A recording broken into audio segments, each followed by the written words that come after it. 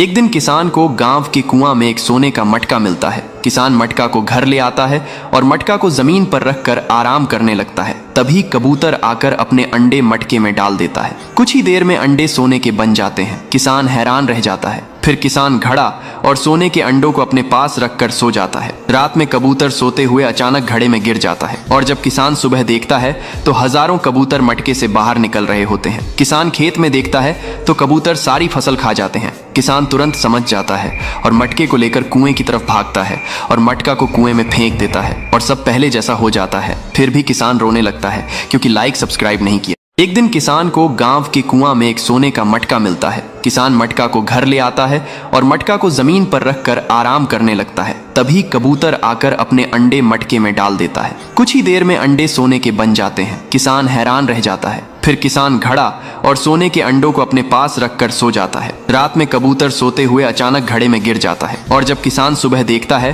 तो हजारों कबूतर मटके से बाहर निकल रहे होते हैं। किसान खेत में देखता है तो कबूतर सारी फसल खा जाते हैं। किसान तुरंत समझ जाता है और मटके को लेकर कुएं की तरफ भागता है और मटका को कुएं में फेंक देता है और सब पहले जैसा हो जाता है। फिर भी किसान रोने लगता है क्योंकि लाइक सब्सक्राइब नहीं किया।